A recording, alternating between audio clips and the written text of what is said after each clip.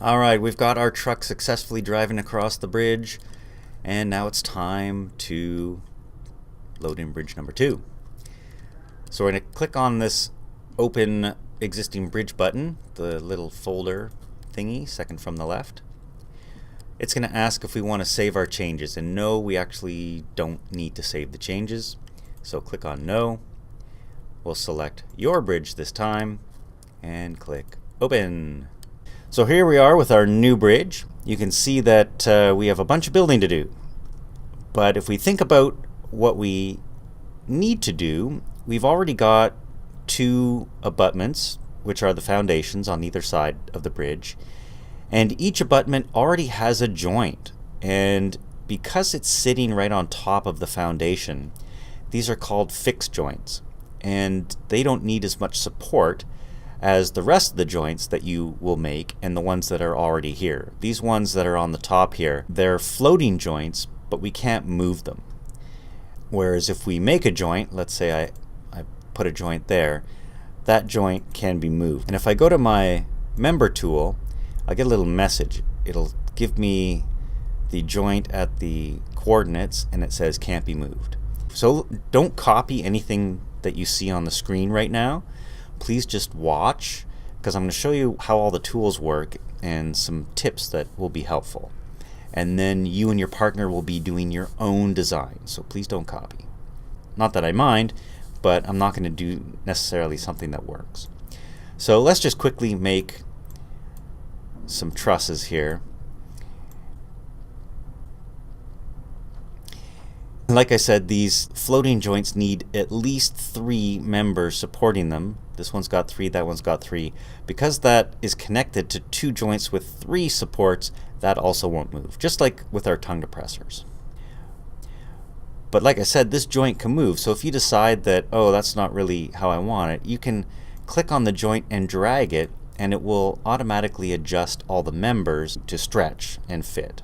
We can actually do a shortcut. If you see a whole bunch of joints all in a row like that, we can actually click and drag a member across all of them, and that's going to add all the individual members that we need. So that's a nice fast way to do it.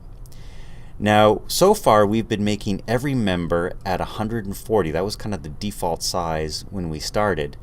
And 140 may be okay or it may not be.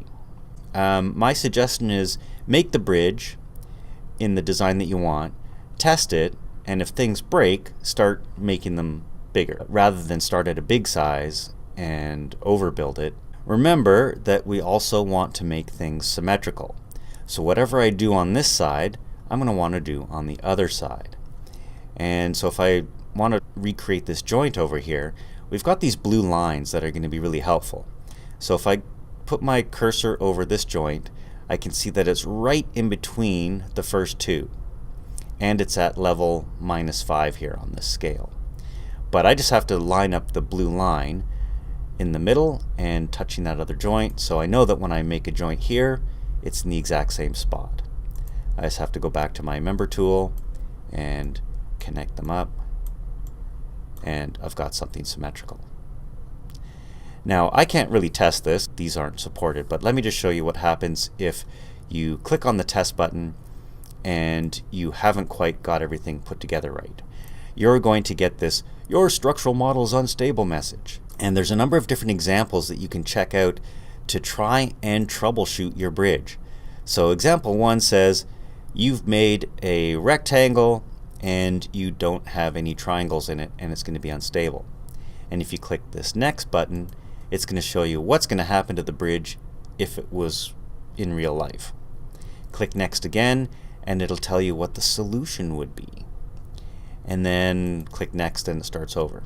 You can also go to the second example, same idea. It'll show you the problem, what's going to happen because of that problem, and how to fix it. So you can check out the 4 examples and try and find the same kind of thing in your design and fix it. At any rate, if you see this, you'll have to close it and keep building. But I'm going to leave the rest of it up to you. Oh, one more thing before you begin. You can also, if you wish, build above the bridge.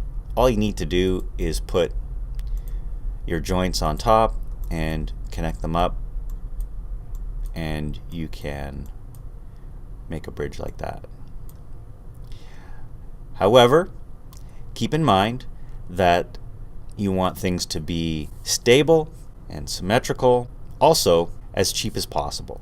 Although I wouldn't worry too much about cost, but you can see up here how much our bridge costs at the moment, and every time I add a new piece, that cost goes up. Every time I add a new joint, the cost goes up. Not as much. The members are the pricey part. Now, if you don't want a piece anymore, we have the eraser tool. And the eraser tool is great for, you can erase members, but if you erase the joint, you get rid of any members that are attached to it. So that's a fast way to get rid of things.